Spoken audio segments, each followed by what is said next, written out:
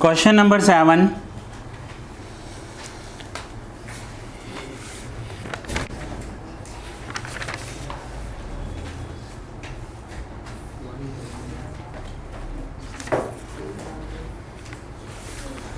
trial balance of Shri Marmik as on 31st March does not tally and therefore a difference of 1440 is credited to suspense account.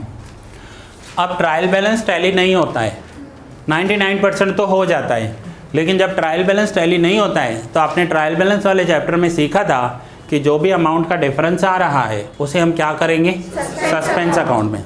तो इनका difference आ रहा था, इन्होंने 1440 suspense account में transfer कर दिया, credit कर दिया। The following errors are detected after final accounts are prepared. Underline करो, after final accounts are prepared, it means after trial balance are prepared. Trial balance prepare हो गया, तो ट्रायल बैलेंस प्रिपेयर हो गया तो रूल्स सस्पेंस अकाउंट के साथ आएंगे ना, वहाँ पर सस्पेंस अकाउंट के साथ सॉल्व करना पड़ेगा। ₹6490 received from Paresh is posted as 450 on the debit side of his account. अब जर्नल एंट्री की मिस्टेक होगी तो जर्नल एंट्री के साथ, एंड पोस्टिंग की मिस्टेक होगी, अमाउंट की मिस्टेक होगी, साइड की मिस्टेक होगी तो सस्पेंस अकाउंट के साथ, journal entry with suspense account. अब परेश से अमाउंट रिसीव किया है तो ये परेश का अकाउंट है, परेश अकाउंट, कितना अमाउंट रिसीव किया है,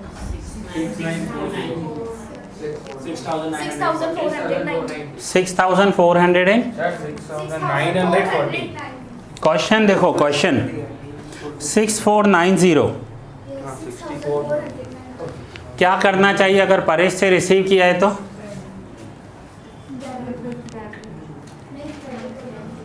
सोचो परेश से रिसीव किया है, क्या एंट्री करोगे,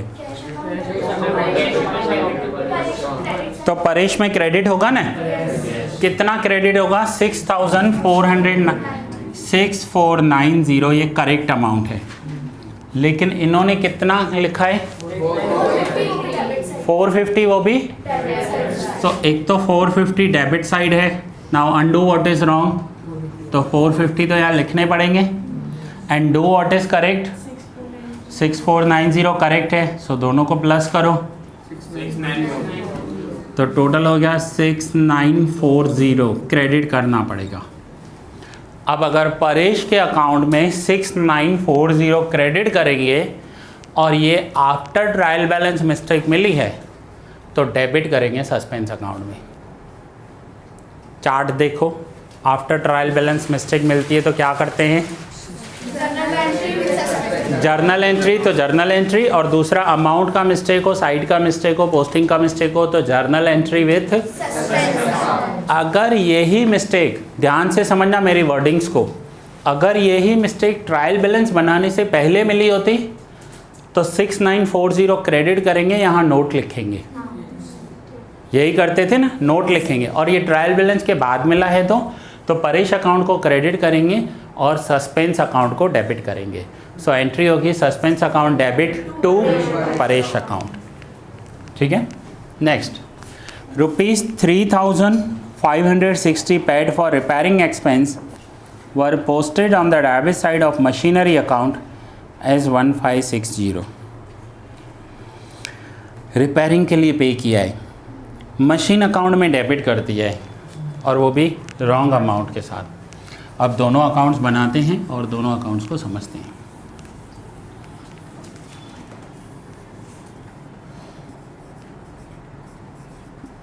यह है मशीन अकाउंट और यह है रिपेयरिंग एक्सपेंस अकाउंट। अब पहले देखें करेक्ट क्या हुआ है। सो करेक्ट इनको क्या करना चाहिए था, करेक्ट एंट्री है कि इन्होंने 3560 रिपेयरिंग एक्सपेंस के लिए पे की हैं। सो 3560 रिपेयरिंग एक्सपेंस में आने चाहिए, ये करेक्ट एंट्री है, ठीक है। और इन्होंने मिस्टेकन क्या किया है, कितना डेबिट किया है? 1560। अब मशीन अकाउंट में डेबिट किया है तो ये तो रॉन्ग हो गया। इसको कैंसिल करने के लिए क्रेडिट कितना, ये क्या किया, undo what is wrong. So entry में लिखेंगे to machine account 1560। Now do what is correct, 3560 किस में डेबिट करना है, repairing expense. So repairing expense account debit 35, बाकी का जो डिफरेंस है वो सस्पेंस अकाउंट। सो 2000 डिफरेंस है, 2000 टू सस्पेंस अकाउंट। सस्पेंस हम ऊपर भी लिख सकते हैं, नीचे भी लिख सकते हैं। अगर मैं सस्पेंस नीचे लिखूं to machine account to suspense account तो भी चलेगा। सो देखो यही एंट्री है, repairing expense account debit to machine account to suspense account.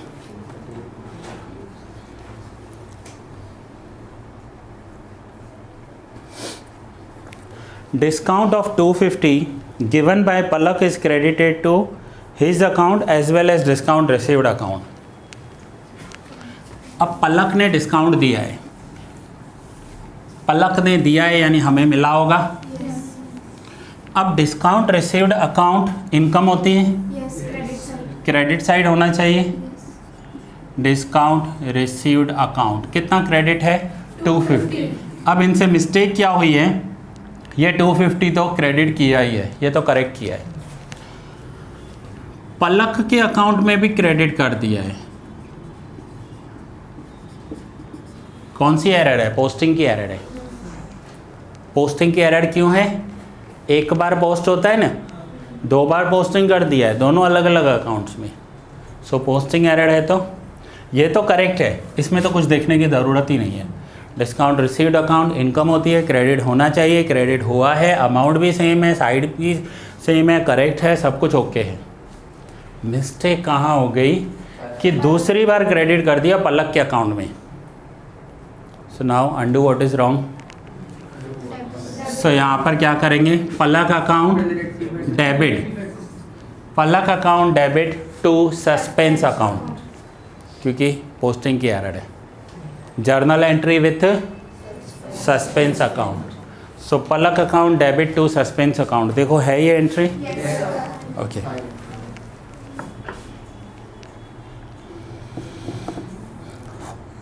Fourth, 4570 paid to Suresh bhai debited to Mahesh भाई अकाउंट। सर इधर 2 बार लिखेंगे ना, 250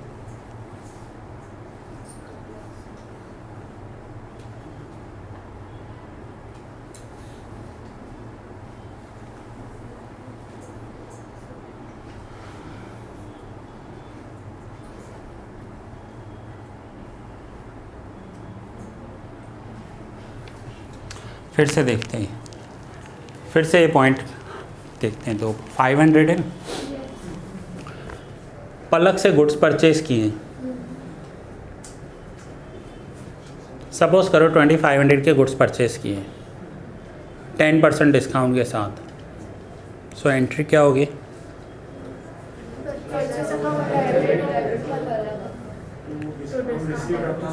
purchase account debit, purchase account debit कितना, 2500 टू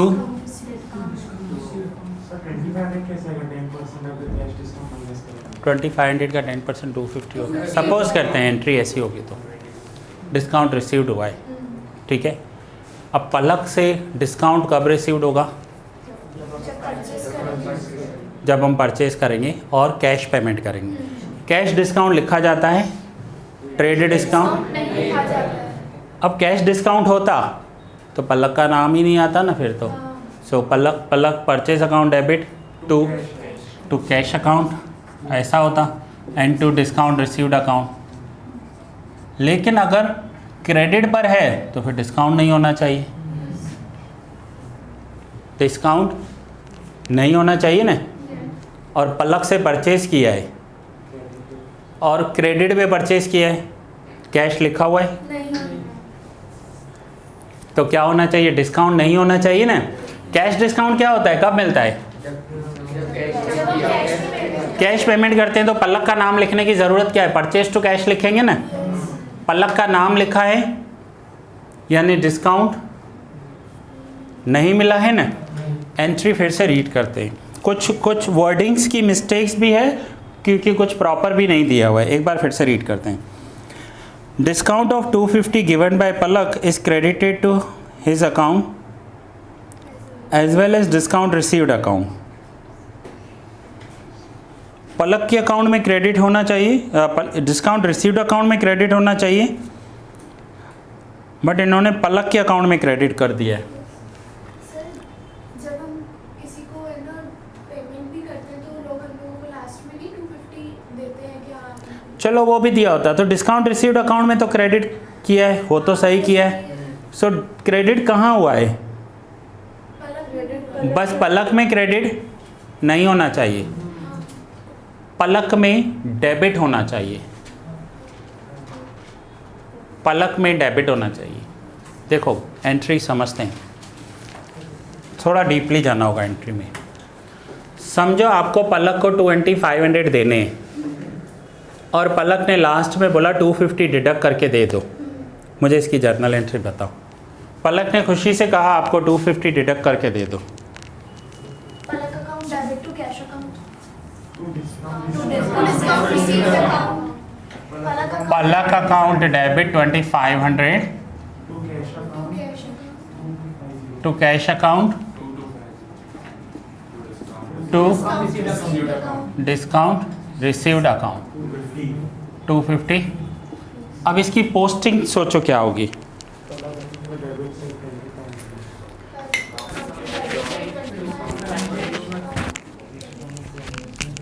इसकी एंट्री सोचो क्या होगी।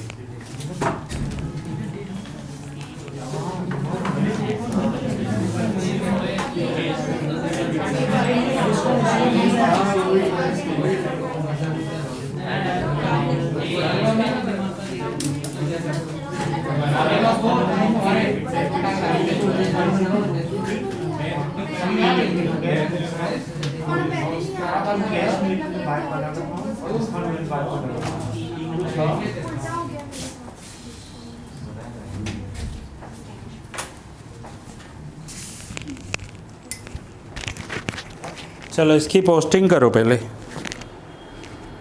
सो पोस्टिंग में क्या होना चाहिए, पलक अकाउंट में डेबिट साइड 2250 और 250 अलग अलग आएगा, और कैश अकाउंट में credit side 2250 and discount received account में 250। अब क्वेश्चन को रीड करो कि पलक अकाउंट में क्रेडिट हो गया है 250। अब क्वेश्चन रीड करो पहले। पलक अकाउंट में क्या होना चाहिए था और क्या हो गया है, यानी जो अमाउंट डेबिट करना था इन्होंने क्रेडिट कर दिया है। तो पहले तो एक इसका इफेक्ट कैंसिल करने के लिए 250 लिखेंगे और ये करेक्ट एंट्री करने के लिए सो टोटल 500 की एंट्री होगी।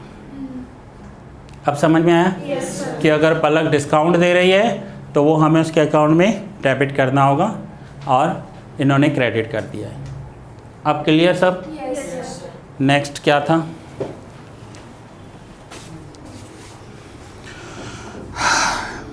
$4570 paid to Suresh bhai debited to Mahesh भाई अकाउंट। सुरेश भाई में डेबिट करना था, महेश भाई में डेबिट हो गया है। सो दोनों के अकाउंट बना लेते हैं।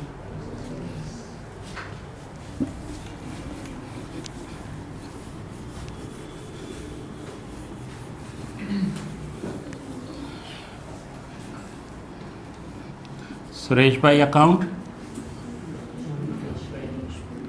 महेश भाई अकाउंट।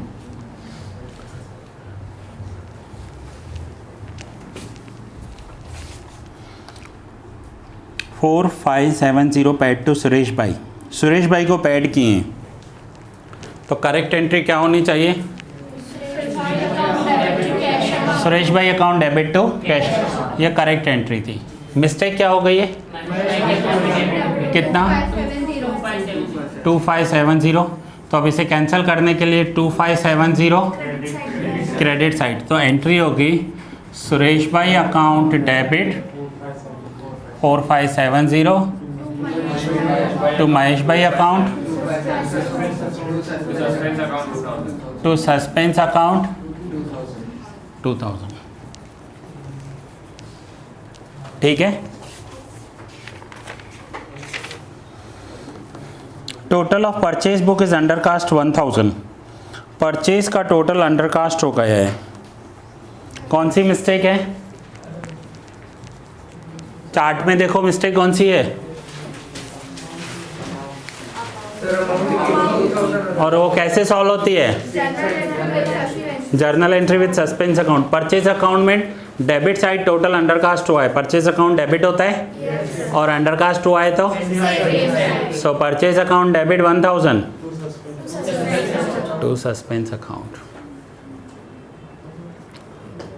क्योंकि फाइनल अकाउंट्स बन गए ना।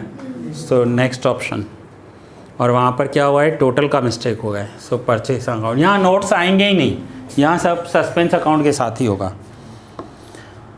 Purchase of furniture of 3670 debited to purchase account. Mistake कहाँ हुई है? परचेज सो ये तो जर्नल एंट्री की मिस्टेक कर दी है ना इन्होंने। सो करेक्ट एंट्री क्या होनी चाहिए? और रॉन्ग, पहले रॉन्ग क्या किया है? अमाउंट कितना है? 3670। Cash to purchase 3670। Furniture account debit to cash 3670। So cash cash cancel, furniture account debit to purchase account. Clear हो गया? To rectify the above errors, pass necessary rectification entries and prepare suspense account at the end of the year 15. If profit and loss account disclose a profit of 78,600, find out correct profit after rectification of error. Now suspense account बनाना है, तो suspense account बनाने के लिए क्या करना है? तो suspense account बनाना है, इट मीन्स लेजर पोस्टिंग करनी है, लेजर पोस्टिंग। अब सस्पेंस अकाउंट में पोस्टिंग करनी है,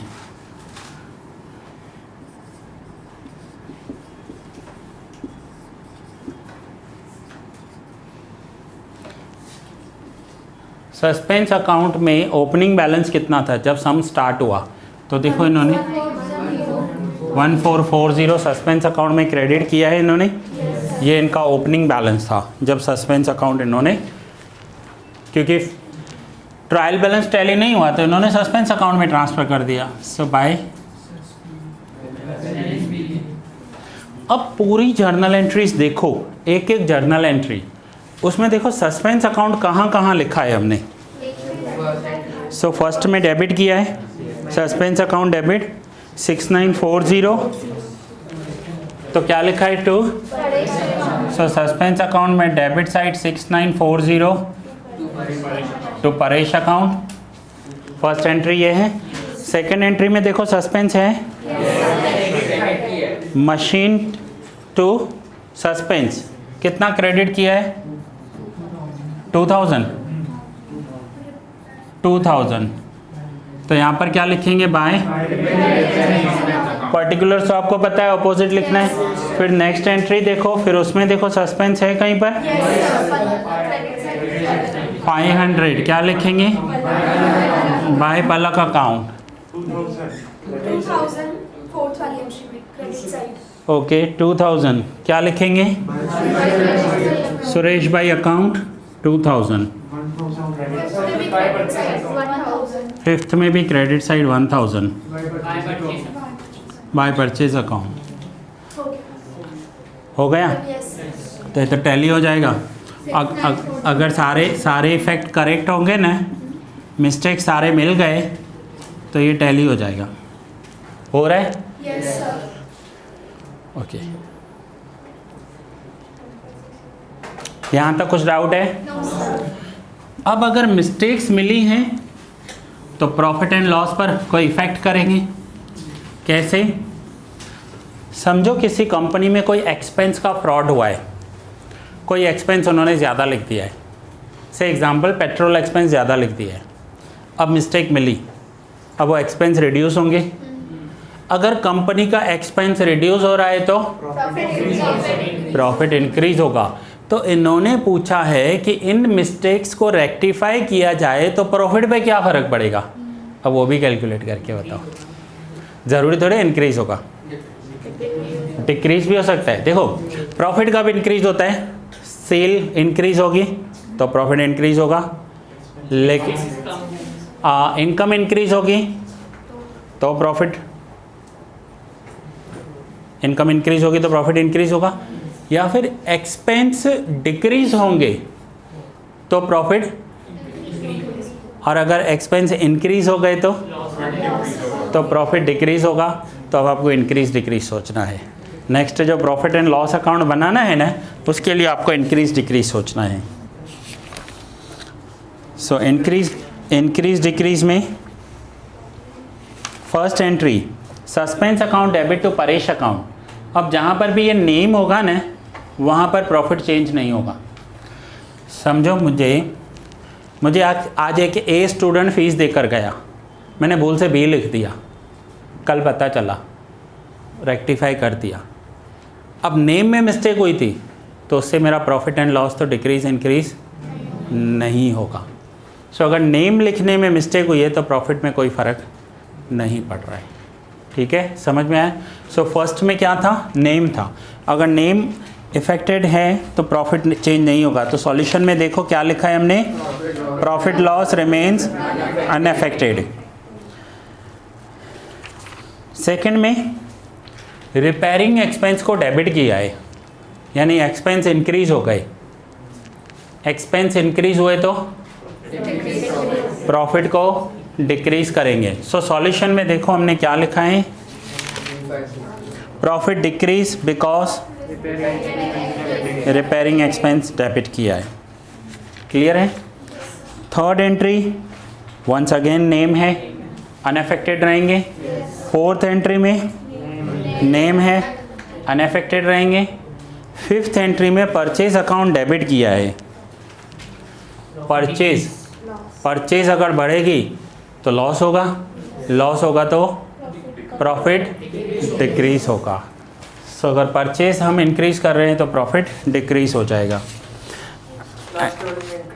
and the last is purchase credit किया है।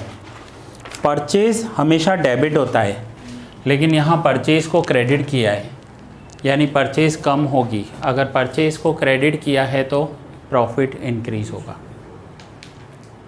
ठीक है, सो प्रॉफिट इंक्रीज डिक्रीज हो गया। दोनों साइड टोटल करो तो इंक्रीज और डिक्रीज आ जाएंगे कि इंक्रीज कितना होगा और डिक्रीज कितना होगा। नाउ 78,600 ऑलरेडी प्रॉफिट था, 78,600 प्रॉफिट था, जिसमें से इंक्रीज हुआ वो कॉलम्स कितने? इंक्रीज 3670, तो इसमें ऐड करेंगे 3670, और डिक्रीज ये इंक्रीज हुआ है, और डिक्रीज कितने में हुआ है? 4560, 77710, ये नेट प्रॉफिट हो जाएगा। प्रॉफिट इंक्रीज भी हुआ, प्रॉफिट डिक्रीज भी हुआ, फाइनली प्रॉफिट पर क्या चेंज होगा। ठीक है, सो नाउ ये सम पूरा हुआ आपका।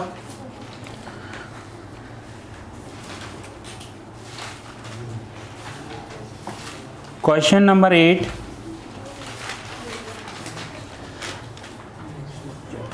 question number 8, the trial balance of Shri Dinesh as on 31st March does not tally. The difference is transferred to suspense account in order to get it tallied, which is as under. अब difference हमको देखना है इसमें कितना है, 36,000 है। उसके बाद तो एरर्स दिए हुए, अब अगर ट्रायल बैलेंस बन गया है और उसके बाद मिस्टेक्स मिली हैं तो वो कैसे,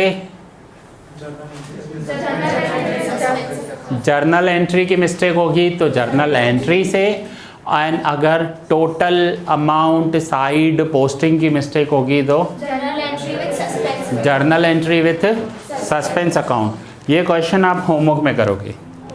ये जो 6 पॉइंट दिए हुए हैं, कोई भी पॉइंट नहीं समझ में आया तो मैं सॉल्व करवाऊंगा आपको। And the last question, question number 9, right rectification entries for the errors found in the books of Priyansh. अब यहाँ पर ये जो 9 है, यहाँ पर ये कुछ भी नहीं बताया है इन्होंने कि ये बिफोर ट्रायल बैलेंस है या आफ्टर ट्रायल बैलेंस है। आप रूल तो तब अप्लाई करोगे जब पता होगा, और अगर नहीं पता तो आप बिफोर ट्रायल बैलेंस कंसीडर करोगे। आप ये समझोगे कि ट्रायल बैलेंस बनाने से पहले ही इनको मिस्टेक्स मिल चुकी हैं। अब ट्रायल बैलेंस बनाने से पहले मिस्टेक मिल चुकी है तो जर्नल एंट्री की मिस्टेक हो तो साइड टोटल अमाउंट पोस्टिंग की मिस्टेक हो तो नोट्स, तो इसमें पूरे के पूरे नोट्स लिखने हैं, ये भी आप होमवर्क में करोगे। सो ये चैप्टर आपका रेक्टिफिकेशन आज कंप्लीट हो गया, पूरा हो गया।